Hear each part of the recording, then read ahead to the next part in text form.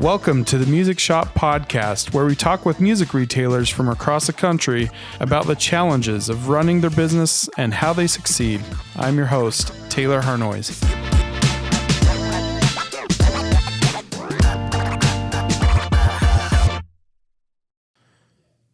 All right, welcome to another episode of the Music Shop Podcast. We're excited to talk to Casey Green from Guitarma. Casey owns a store in Lawrence, Kansas. So I have, we're going to talk about quite a few different things, but wanted to kick it off. When I think Kansas and specifically Lawrence, Kansas, two things come to mind: the Get Up Kids and Liberty Hall. So those are the two very first things I think about when thinking about music in Lawrence, Kansas. Tell us a little bit, Casey, if you would, about kind of the music scene there and who your customers are, and what it's like there in Lawrence. Well, you'll be pleased to know that two of the Get Up Kids are pretty regular customers here. We're located about just about a block from Liberty Hall, so you're right in the thick of it.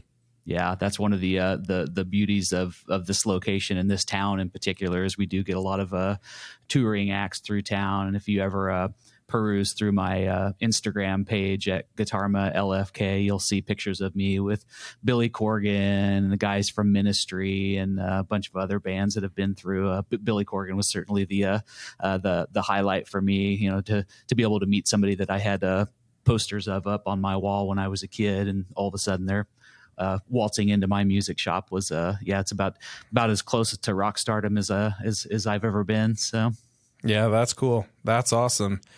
Yeah, the Get Up Kids were one of my favorite bands growing up, and they were all about kind of representing Lawrence, and that's the only, really, to be honest with you, the only reason why I'm familiar with it. So that's cool. So really thriving kind of music scene there, which is awesome. And then I would assume probably getting a lot of beginner players, advanced players, probably a pretty wide range of customers coming in. We run the gamut for sure. Being a college town with the University of Kansas here, there's a new crop of players and a new crop of bands, it seems like, every year that come through. And, I've been here just over 3 years now. So it's been interesting to see, customers that came in week one, of opening, and now I'm seeing them like getting ready to graduate. It's kind of funny, like almost being a teacher. It's like, oh, you're doing your thing, so, and watching them get better at playing too, which is cool. So, yeah, That's awesome. That's awesome. Tell us a little bit about the store itself. The name, you've got a unique name, Guitarma. Tell us a little bit about that. Yeah. So, we built the business model on wanting to be able to give back to the community that we're in. I'm a local proper. I was born and raised here in Lawrence, so I've got a lot of love for the town. Again, part of our business model is donating a portion of every sale back to programs in the town here. And those, range from children and family programs to the Humane Society. And then most recently, what we did this last year was in honor of a great customer of ours who passed away during the height of the pandemic. He was a phenomenal classical guitar player and was always very generous with his talents and would, give random just little lessons to people while he hung out in the shop here and, show them different tips and tricks. And in his honor, we started a free lesson program that we partnered with our public library here in town to host. So that was our big philanthropy push for this year. So. Oh, that's awesome. And that's not something that's new to you guys. I know, as you guys got started, I think your first slogan or catchphrase or what have you, turn on, tune up, give back. And that's been really since day one. Yep, exactly. Aside from just my own desire to be able to give back, I did want to have something else additional that separated us from the Amazons and eBays and even to an extent the Sweetwaters of the world. Although I do have a lot of respect for Sweetwater, but one more thing that would inspire people to hopefully come downtown and come to the little mom and pop shops versus just grabbing something online. So Yeah, that's actually something I'll ask you about a little bit later, and you kind of alluded to it. As far as how you and other stores can really separate yourself from what's happened with the industry over the last number of years. So, yeah, we'll chat about that. Tell us a little bit about your background in the industry. How'd you get started? How'd you decide you wanted to be a shop owner? Tell us a little bit about that. Yeah, for sure. So my professional background is actually in advertising. I'm Okay.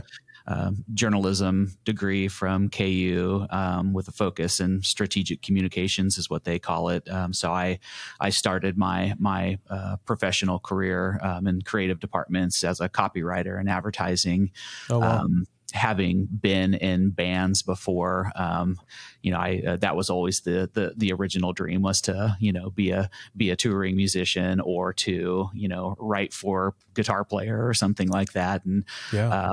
that was the next best thing to kind of start closing in on some of those goals, surrounding myself with, one, creative people, and two, I think being able to focus on writing and kind of branding as something that could maybe potentially lead to that. And while it did not end up leading to that, mostly it led to getting a little bit disgruntled with corporate life. After about 15 years in that line of work, got to the point where I was like, you know what, if I'm gonna do this, now's the time.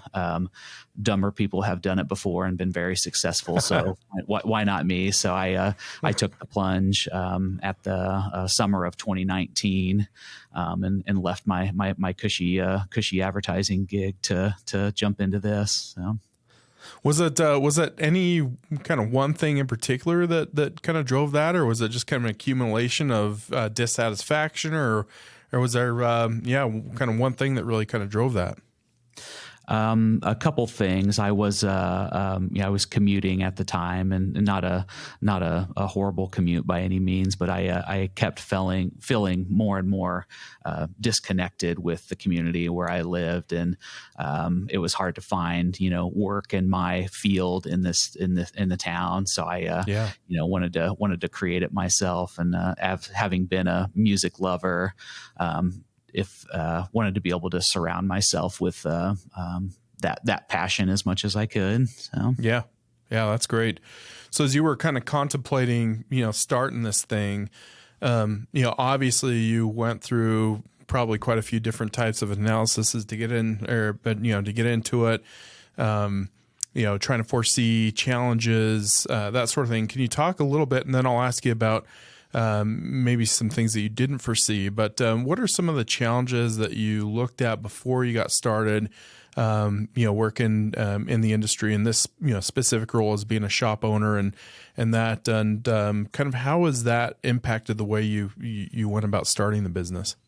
Sure. So, one other thing that's unique about Lawrence is that I'm in very good company as far as brick and mortar music stores go. We have Mass Street Music right down the street from me, which is a nationally and internationally known shop.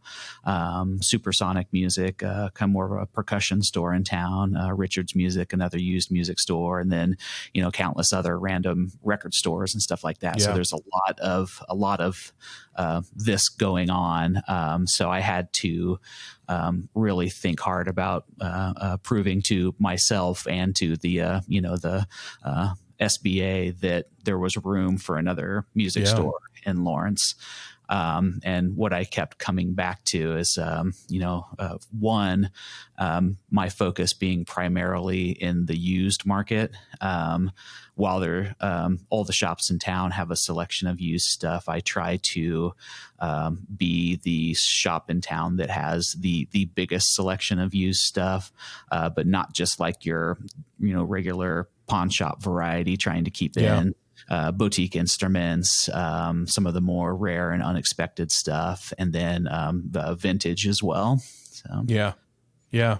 So maybe a little kind of a niche that you found that is maybe wasn't being serviced as much as some of the other stores, and saw an opportunity there. What about challenges that you've kind of uncovered since you started the business? I'm sure every business owner, as they get into it, they probably uncover a lot of surprises, and there's a lot of things maybe that they weren't quite prepared for. What are some of those things that you've run into, and have you handled some of those challenges?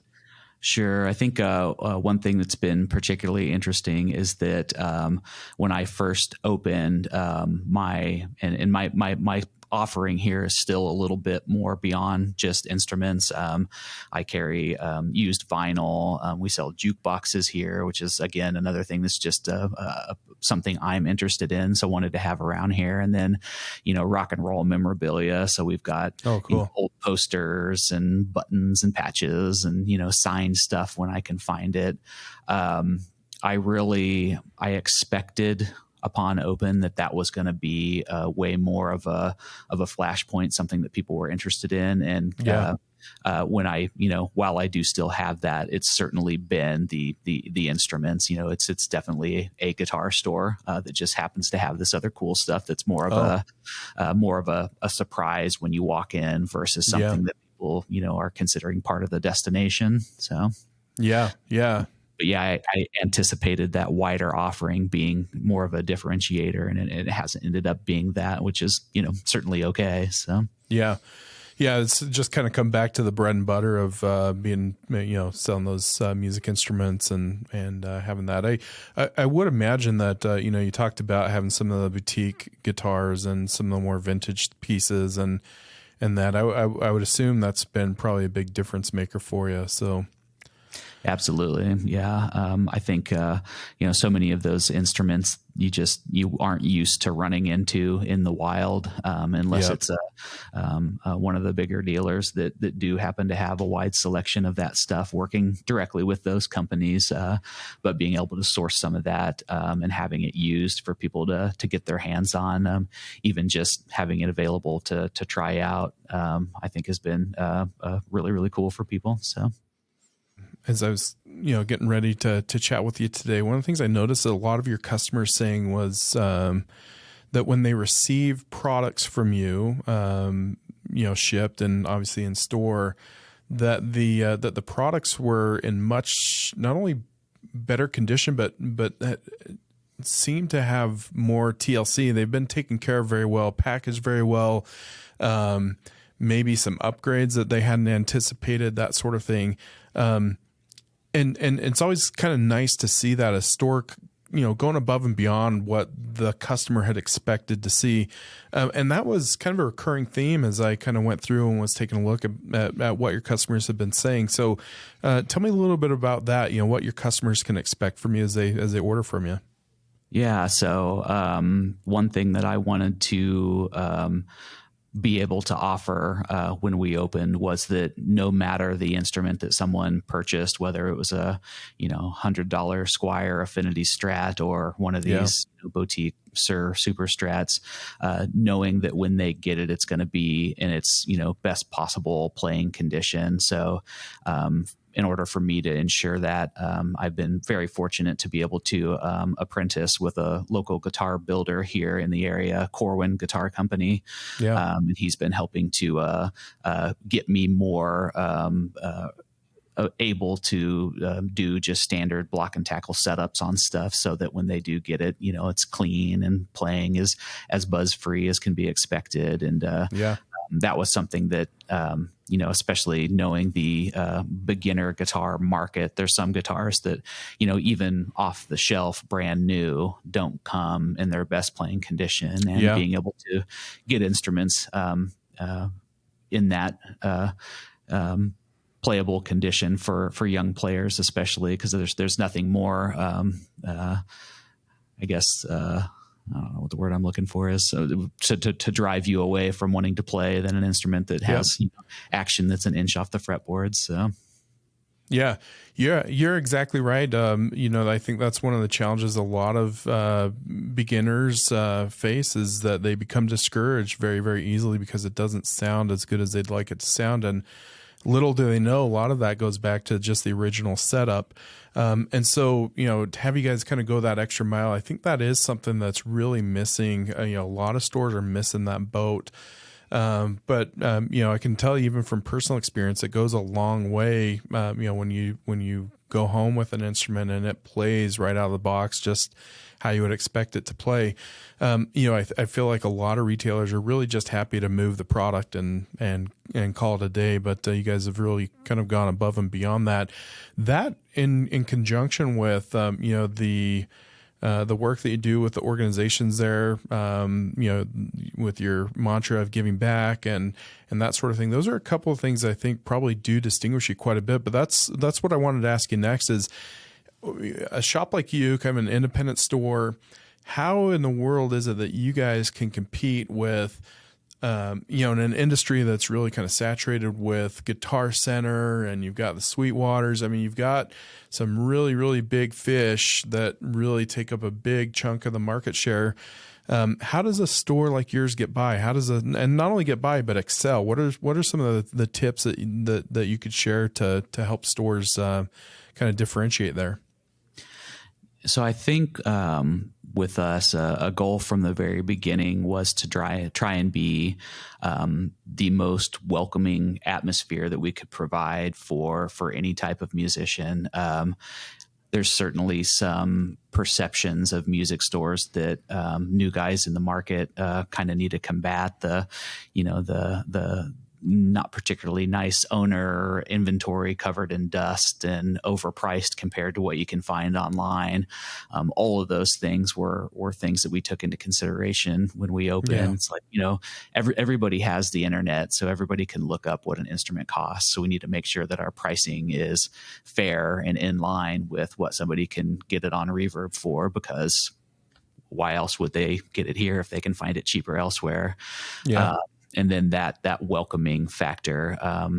Again, I think there's a little bit of a built-in fear that comes with walking into a music store, especially as a beginner. Sort of like walking in to buy a used car. There, you feel like you're going to get had a little bit, and we wanted to make sure that was never something that people left here thinking that had happened. So. Today's episode is sponsored by Music Shop 360 Retail Software. Music Shop 360 helps music stores manage all the pieces of their business. It's great for managing instrument repairs, tracking inventory in-store and online, or taking recurring payments for instrument rentals. Music Shop 360 also has built-in tools for communicating with customers so you can keep them in the loop and coming back to your store. With our Reverb.com integration, you can connect your inventory to their site and expose your business to a larger, worldwide audience. With everything built into one system, it makes this process seamless and incredibly easy. Music Shop 360 does all this and more. For listeners of this podcast, Music Shop 360 is offering 50% off your startup costs. Click the link in the description or call 385-217-6158 to schedule a demo and redeem this offer. And now back to the show. Yeah, that's interesting. And that's, as we've done these podcasts with a good number of stores, that's one of the things that really kind of keeps coming back and is really kind of a running theme is that, in that type of landscape where you do have these big players kind of dominating or taking a big chunk of it, really it's about that personalized experience, being able to make your customers feel welcome and providing a different level of customer service that somebody can't get as they walk into a Guitar Center or order from Sweetwater. I think you really kind of nailed it there. And I think that's what shops have to know as they go into it, that you've got to be willing to, go the extra mile, provide an extra level of customer service that is really going to provide you with an opportunity to get in good with customers, and not only, get them at the beginning when they're starting to learn how to play, but being there for them and developing relationships with them as they, kind of grow in their skill sets and start to look at different, quality of instruments and buying nicer models and things of that nature. So that's awesome. We've gone obviously through a world-changing experience with COVID-19. You guys got started in August, I think is when you guys opened up, of 2019. So So right before, I mean, really this big kind of, world impacting health challenge that we've all seen. How did you survive during COVID?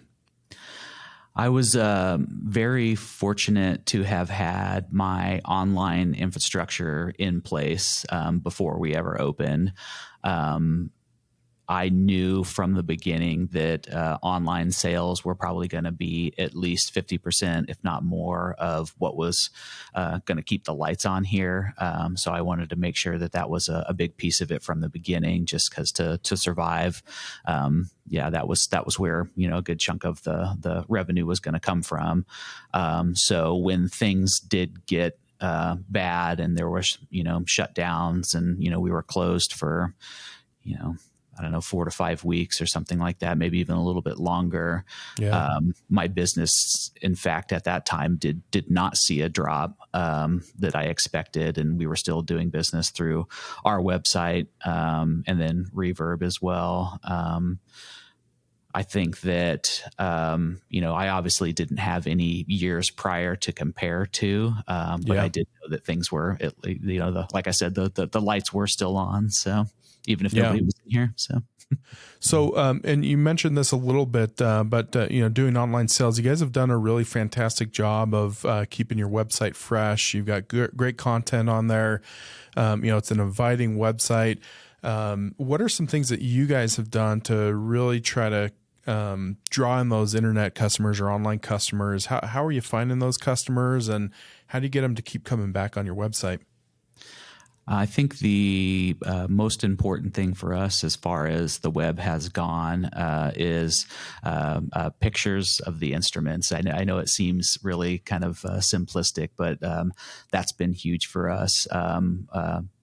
Having mentioned my background, I did know how to take a picture and edit it well coming into the business. But I think that's just super important to be able to take detailed shots of an instrument, to be able to describe it accurately and honestly, and put that information out there in a timely manner. That's probably been the most difficult piece of it. Is when you have 6 new used instruments that come in at the same time, the amount of effort that it does take to take them back in our little makeshift photo booth that we have. It's a closet, and snap pictures of those, and then to really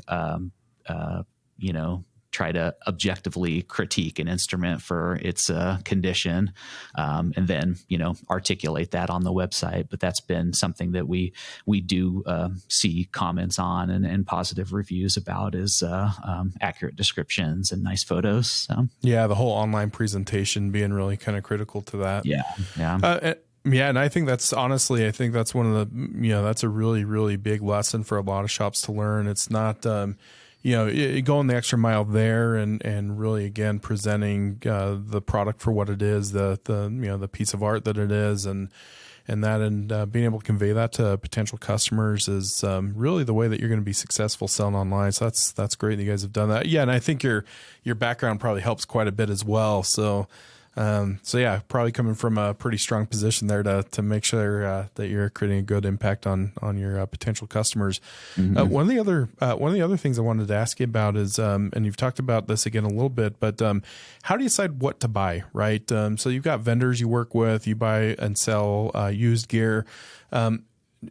What drives that? Is it the things that you're personally interested in, or is it, hey, I think this is probably going to sell well? Or tell me a little bit about how you think about buying products and inventorying products. That's certainly been probably one of the bigger challenges. Personally, I always tell folks when they come in, it's a blessing and a curse to be able to pick out everything yourself. Because I think if you do, if you look up on the walls here, there's a lot of stuff that I want, that I would be happy to take home if it didn't sell. Yeah. So, but yeah, early on, I did have to kind of learn that just because my tastes were mid 80s hot pink shredders, that not everybody was into those. So I had to really, keep in mind how to diversify the wall a little bit and keep things that were interesting to more than just me up there. Yeah. So yeah, that's certainly pushed me to step out of my comfort zone in a number of ways. I think just one, instruments that maybe I don't know as much about, don't have a history with, stepping in and learning about what those are, and vintage stuff in particular, amplifiers, taking some risks there with Yeah. purchasing used stuff, knowing that there was probably going to be some that was, 2 days into it being on the floor was going to crap out, and making sure that my network was wide enough to be able to find people that either were interested in that condition or helping me to source parts and fix things. So. Yeah, that's awesome. That's fantastic. Just a couple last questions here, but I did want to ask you. So again, getting started with a new music store in 2019, and if you compare that, what it was then to what it is today, what are some steps that you've taken to really grow the brand and help people find you and become more aware of Guitarma? Sure. So we've most of our advertising has been purely through social media. We've done a few paid Facebook campaigns, but nothing extensive. What has been most successful for me up to this point has really just been the organic advertising opportunities. So word of mouth for sure has been the most important thing for keeping traffic up in the store. And then for, awareness to communities outside of where I'm located, really with the images that we've been able to, images and descriptions that we've already had to create for the website, being able to repurpose that for social media outlets. So Instagram and Facebook have both been really big for us, and just getting some of those images out there and, giving people kind of a sneak peek of the offerings that we do have. I'm always surprised, especially when we do post an image of something, more vintage or rare, how wide those posts can get. And I've had, direct sales come from that for, some higher end instruments from, people all over the country having just happened to see something because it was, Wow. hashtag vintage Gibson, and they follow that. So, yeah. So really utilizing the social media tools that everybody has available to them, but doing it in an effective way to reach a wider, cast that net a little bit bigger than maybe what other stores are doing. So that's great.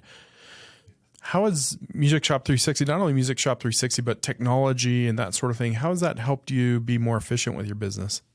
As it relates to point of sale, two huge things stand out there. One, the integration with Reverb. Reverb, without them, there would certainly be a pretty drastic dip in our online sales. They're a big driver for that. Yeah. And with Music 360 being integrated with that, so that when I post something to my website, it automatically posts to Reverb. If it sells on Reverb, it automatically takes that from the inventory here. To not have to go in and manage that stuff manually has been a godsend in a lot of ways, especially for the hotter items that do have multiple people kind of gunning for them at the same time. I remember back in the eBay days of having Reverb, eBay, and the website, selling something in two places, and there's nothing worse than having to tell the customer who was maybe the couple seconds behind that it's like, oh, I'm sorry, somebody else got it before you.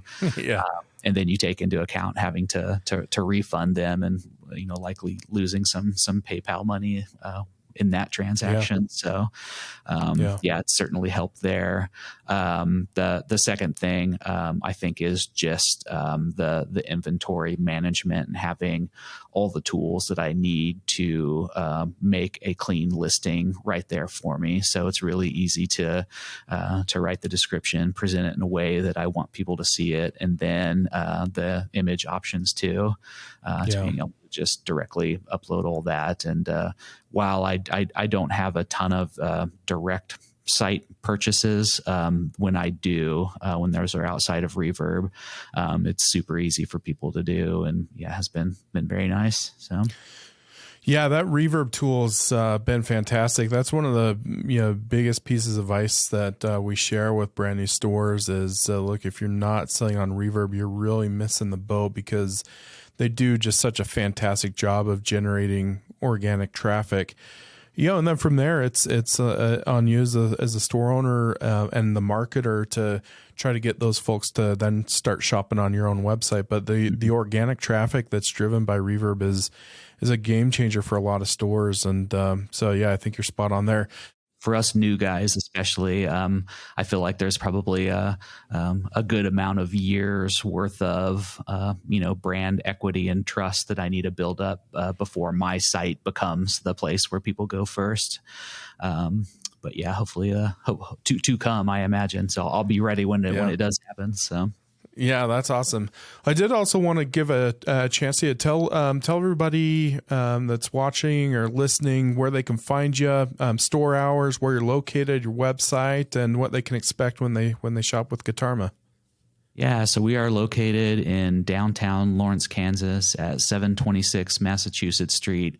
Anybody who's ever been to Lawrence is going to be familiar with Mass Street. We're lucky to, like I said, be surrounded by a lot of cool shops besides the music stores. But yeah, anytime somebody comes in from out of town, we always tell people it's like, yeah, we're glad you're here, but make sure you pop by the other shops too, because it is a good place to have a music store vacation if anybody's ever looking for one. And our website is guitarmalfk.com. We do get a lot of questions about what the LFK stands for. That is Lawrence, frickin' Kansas. The frickin' is not usually frickin', but so that's a kind of a rally cry for our city. And then Instagram, we're Guitarma LFK, and Facebook as well. And then Reverb as well. So. Okay. Fantastic. What is it that customers can expect with you when they shop with you?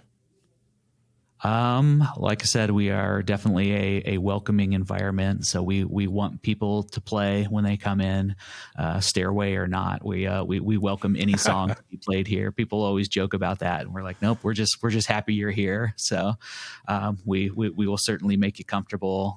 We've got, couches in our acoustic room, and always got good music playing on any number of our, 3 to 4 jukeboxes that we try to keep in at the time. And we are here every day but Monday is typically our hours. But yeah, we try to be here at least 7 hours a day every day but Monday. So. Okay, awesome. Casey, we really appreciate you hopping in here today. Really appreciate your insights.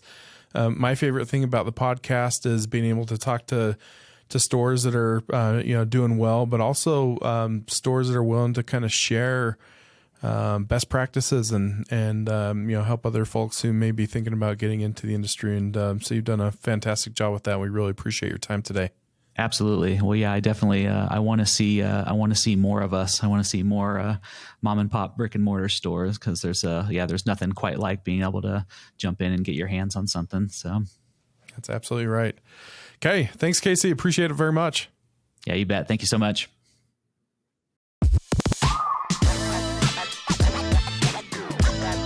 Thank you for listening to The Music Shop. Be sure to subscribe on Apple Podcasts, Spotify, YouTube, or wherever you get your podcasts. Leave a rating or a review to let us know what you think. For more interviews with business owners, visit musicshop360.com/interviews, where you'll find transcripts, show notes, and videos for all our episodes.